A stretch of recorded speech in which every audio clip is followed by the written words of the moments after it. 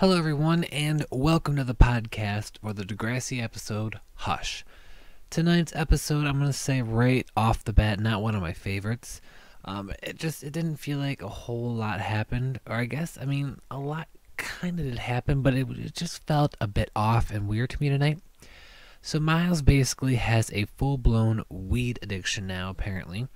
And, they hold his brother and sister and Tristan hold an intervention for him at school. And it just seemed like a bit too rushed and too soon.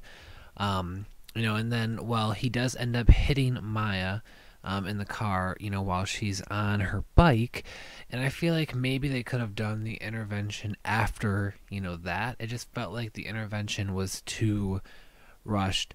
But the scene with, Miles and Tristan and how Miles basically, just breaks Tristan's heart was heartbreaking. That was a great, very emotional scene, and I did like that one. But the whole thing with Miles, it's just, it's a bit crazy. But of course, when Maya came into the plot, that's when I started to enjoy it. We find out about her therapy, and, he ends up hitting a car who has their door open, and it flies off as he's driving, and they then drive away from the scene of the crime. So there's going to be some big repercussions from that, and I want to see, where that's going to go. The whole thing with Becky and Jonah, not really sure how I feel about Jonah as a character. I like the whole Dot thing, and, seeing Eli being the MC was nice, and, everyone in the crowd, and Drew, and, Drew and Becky had some good moments tonight, but I'm still not sure about this whole Becky and Jonah, and hopefully they don't get together, but, it is Degrassi, and anything can happen, and anything will happen. And of course, we also had some more with the chats and the Degrassi nudes and all that stuff. The team ended up winning their competition, but there still was quite a bit of drama going on as they tried to find out who was sending these messages and threatening, Zoe.